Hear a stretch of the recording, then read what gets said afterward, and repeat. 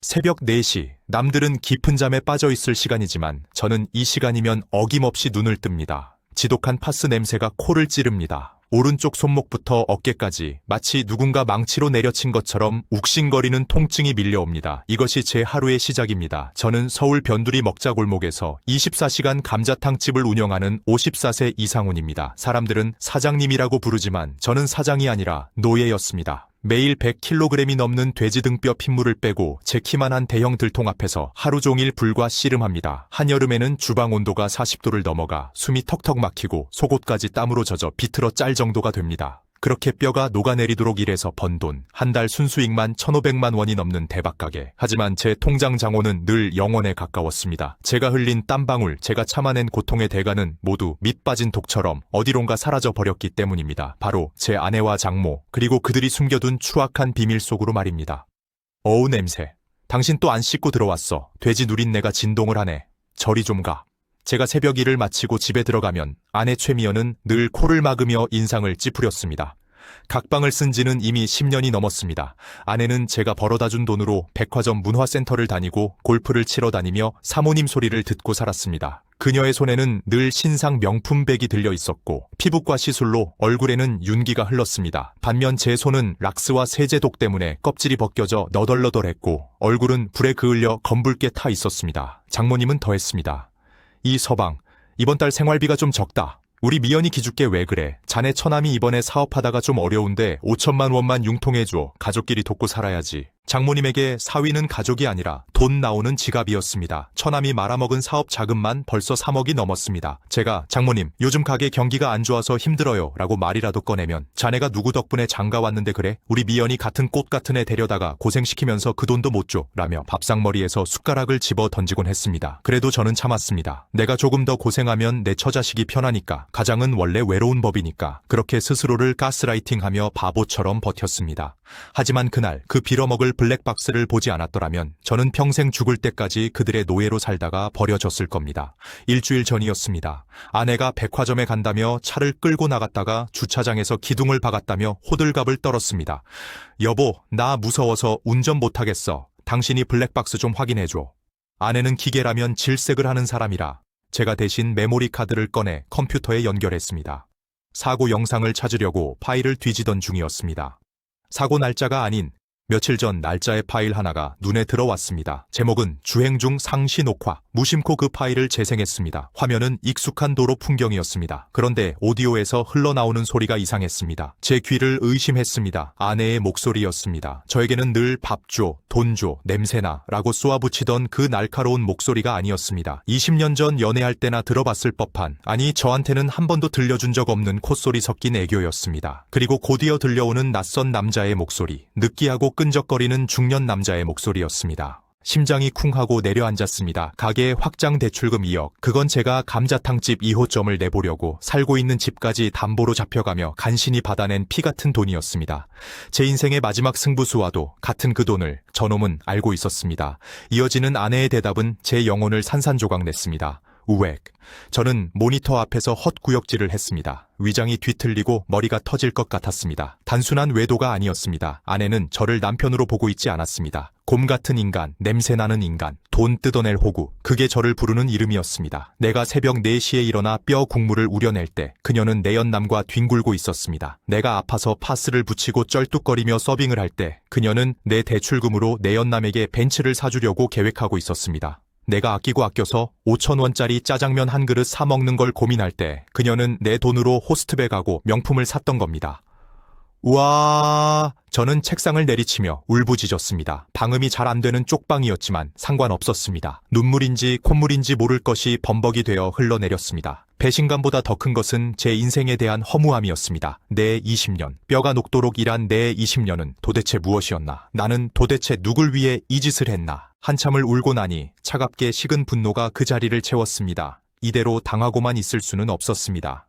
내 돈으로 벤츠? 웃기지 마라. 단돈 10원도 너희들에게 줄 수 없다. 저는 눈물을 닦고 일어섰습니다. 그리고 20년 동안 썼던 너덜너덜한 가계부와 은행 보안카드를 꺼냈습니다. 지금부터는 전쟁이었습니다. 피도 눈물도 없는 가장 잔혹한 복수극의 서막이 올랐습니다. 저는 그 길로 집을 나왔습니다. 짐이랄 것도 없었습니다. 속옷 몇 장과 갈아입을 옷까지, 그리고 제 분신과도 같은 낡은 가계부 한 권이 전부였습니다. 가게 주방 한 구석, 식자재 창고 옆에 판넬로 대충 지어놓은 한 평짜리 쪽방, 안에 최미연 카드값 580만 원, 명품 가방 할부, 피부과, 골프 라운딩, 장모님 용돈 및 병원비 120만 원, 처남 사업 자금 지원 300만 원, 관리비 및 공과금 80만 원 반면 제 이름으로 된 지출 내역을 찾아보았습니다. 눈을 씻고 찾아봐도 없었습니다. 겨우 찾은 것이라고는 이상훈 용돈 10만 원 작업화 구매, 3만 원 파스 및 진통제 2만 5천 원, 하하하하, 으하하하하하하. 미친 사람처럼 웃음이 터져 나왔습니다. 웃음 끝에 오열이 터졌습니다. 내 한 달 용돈은 10만 원인데 아내는 한 번 골프 치러 나가서 50만 원을 썼습니다. 나는 작업화가 다 닳아서 발에 물집이 잡혀도 3만 원이 아까워 본드로 붙여 신었는데 장모님은 늙어서 기력이 없다며 한 달에 50만 원짜리 보약을 지어 드셨습니다. 나는 남편이 아니었습니다. 나는 아빠도 아니었습니다. 나는 그저 그들의 화려한 기생 생활을 유지해주는 영양분, 숙주였습니다. 피를 빨리고 살을 뜯기면서도 가족이니까 라며 웃었던 천하의 병신 같은 호구, 그게 바로 저였습니다. 장부 위로 뚝뚝 눈물이 떨어져 잉크가 번졌습니다. 하지만 저는 눈물을 닦지 않았습니다. 이 처절한 배신감을 뼈에 새겨야 했으니까요. 그래야 저 악마들을 용서하지 않을 수 있으니까요. 다음날 아침 9시 은행문이 열리자마자 저는 창구로 달려갔습니다. 제 명의로 된 모든 가족 카드 당장 정지해 주십시오. 그리고 아내 통장으로 들어가는 생활비, 자동 이체, 보험료, 아파트 관리비 싹 다 취소합니다. 은행 직원이 놀란 눈으로 저를 쳐다봤습니다. 고객님, 전부 다요? 보험 같은 건 해지하면 손해가 크실 텐데요? 상관없습니다. 10원 한 장도 남기지 말고 다 끊어주세요. 그리고 제 가게, 사업자 통장 비밀번호도 바꿉니다. 인감도 변경하고요. 은행을 나서는 발걸음이 그렇게 가벼울 수가 없었습니다. 마치 20년 동안 발목에 채워져 있던 족쇄가 끊어진 기분이었습니다. 그리고 핸드폰을 꺼내 아내와 장모의 번호를 차단했습니다. 이제 쇼는 시작되었습니다. 반응은 생각보다 빨리 왔습니다. 점심 장사를 준비하고 있는데 가게 전화가 울렸습니다. 아내였습니다.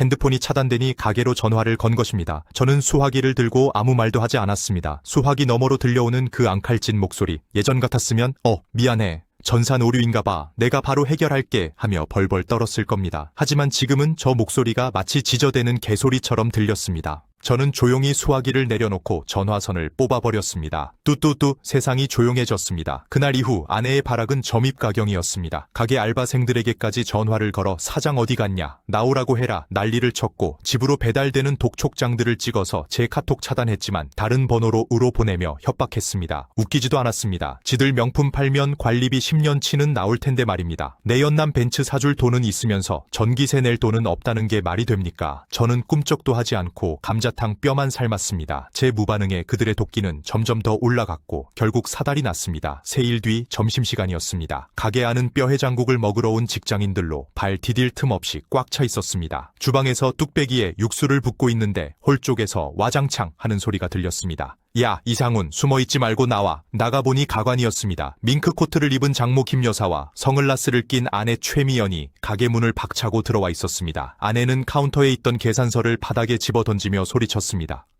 손님 많아서 돈도 잘 벌면서 처자식은 굶어 죽으라는 거야. 너 가장 아니야. 네가 그러고도 사람이야. 식사하던 손님들이 놀라서 숟가락을 멈췄습니다. 뭐야, 무슨 일이야? 부부싸움인가 봐. 수군거리는 소리가 들렸지만 두 여자는 아랑곳하지 않았습니다. 장모님은 한술 더 떠서 식사 중인 손님 테이블로 다가가 하소연을 시작했습니다. 아이고 여러분, 내 말 좀 들어보세요. 저 사장이란 놈이 돈 벌더니 조강지쳐버리고 딴 살림 차리려고 생활비를 끊었어요. 내가 사위 뒷바라지 하느라 허리가 휘었는데 이제 와서 늙은 장모 고려장 시키려고 합니다. 저런 천하의 불효 막심한 놈이 끓이는 감자탕이 목구멍으로 넘어갑니까? 기가 막혀서 말이 안 나왔습니다. 뒷바라지? 10년 동안 김치 한번 담가준 적 없는 양반이 무슨 뒷바라지를 했다는 겁니까? 매달 150만 원씩 꼬박꼬박 용돈 받아가면서 사위 험담이나 하고 다니던 노인네가. 저는 천천히 고무장갑을 벗었습니다. 그리고 주머니에 있던 스마트폰을 꺼내 블루투스로 가게 오디오 시스템에 연결했습니다. 이제 더 이상 참을 이유도 숨길 이유도 없었습니다. 이 판은 내가 짠 판이고 저들은 제 발로 호랑이 굴에 들어온 먹잇감이었습니다.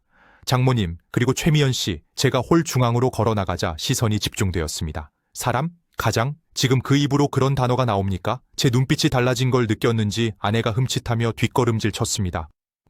뭐야? 왜 눈을 그렇게 떠? 돈 내놓으라니까. 돈? 내 연남차 사줄 돈이 부족해서 여기까지 와서 행패야? 뭐? 아내의 눈동자가 흔들렸습니다. 저는 마이크를 잡았습니다. 손님 여러분, 식사하시는데 정말 죄송합니다. 오늘 음식값은 제가 다 무료로 대접하겠습니다. 대신 제가 너무 억울해서 그러는데 이거 딱 하나만, 1분만 들어봐 주십시오. 이 여자들이 도대체 왜 이러는지 진실을 알려드리겠습니다.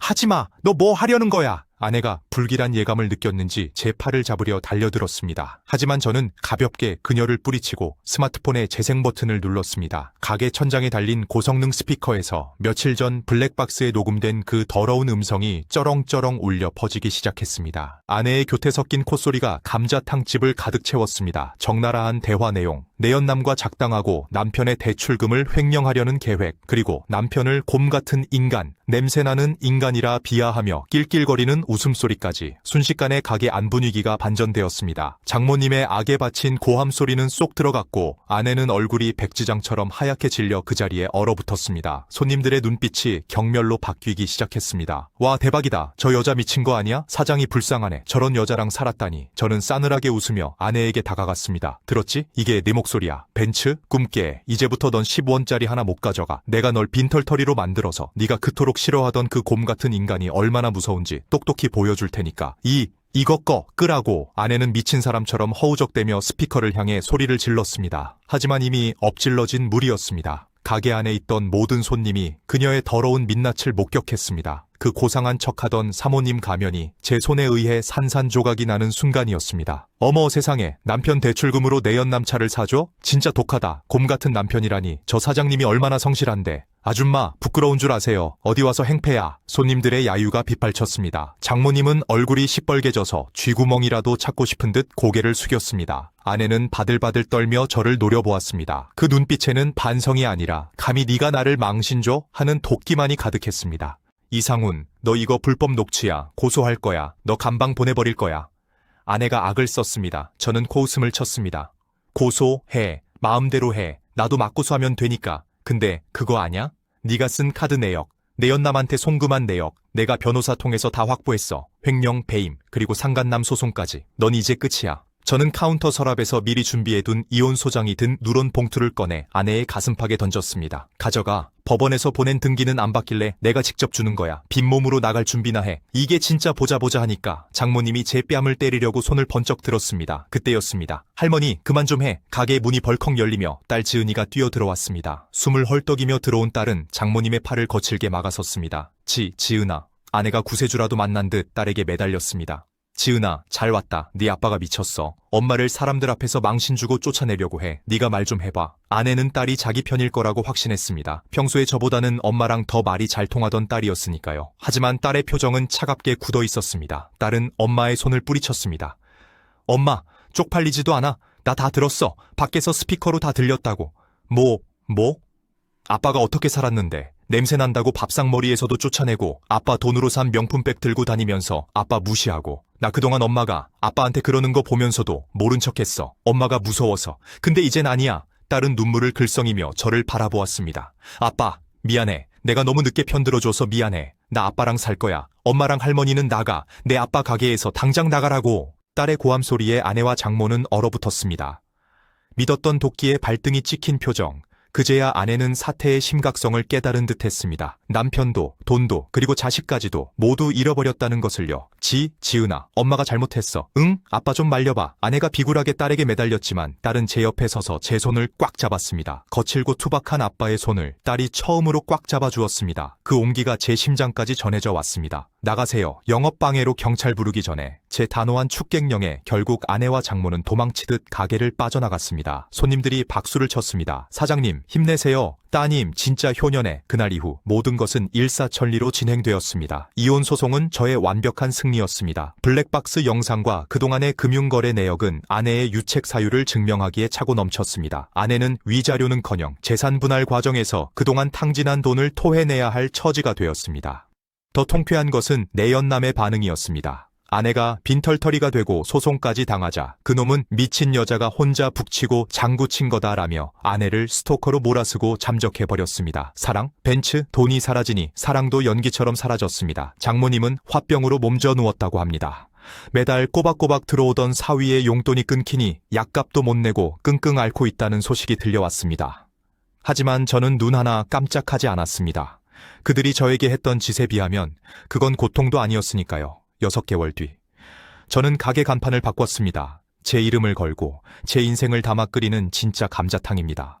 가게는 더 대박이 났습니다. 사이다 감자탕집으로 소문이 나면서 멀리서도 손님들이 찾아왔습니다. 이제 저는 새벽 4시에 억지로 일어나지 않습니다. 직원들을 더 채용해서 여유도 생겼고 주말에는 딸 지은이와 등산도 다니고 맛집도 다닙니다. 20년 만에 처음으로 주말이라는 것을 가져봤습니다. 어제 저녁이었습니다. 마감 청소를 하고 있는데 가게 유리창 너머로 누군가가 기웃거리는 게 보였습니다. 다 낡은 코트를 입고 화장기 없는 초라한 얼굴로 가게 안을 훔쳐보는 여자. 전 아내 최미연이었습니다. 아마 돈이 떨어져서 밥 한 끼라도 얻어먹을 수 있을까 싶어 왔겠지요. 직원이 물었습니다.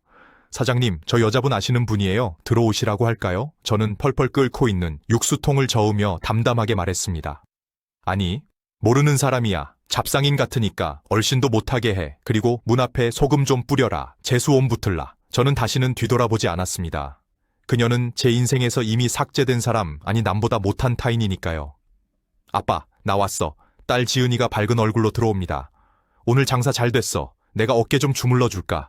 딸이 제 어깨를 주무르는 손길이 시원합니다. 파스 냄새가 아니라 사람 냄새가 나는 저녁입니다. 여러분, 가족이라는 이유로 무조건 희생하고 참는 것이 능사는 아닙니다. 때로는 나 자신을 위해 독해질 필요도 있습니다. 내가 행복해야 내 자식도 행복하고 내 세상도 행복해지는 법이니까요. 뜨거운 불 앞에서 오늘도 땀 흘리며 일하시는 전국의 모든 가장 여러분, 여러분의 그 땀방울은 절대 헛되지 않습니다. 오늘 저녁엔 소주 한 잔에 뜨끈한 국밥 한 그릇 드시면서 스스로에게 말해주세요. 고생했다, 그리고 잘하고 있다 라고요. 지금까지 사연의 조각들이었습니다. 여러분의 구독과 좋아요는 저에게 큰 힘이 됩니다. 오늘도 속 시원한 하루 보내십시오. 감사합니다.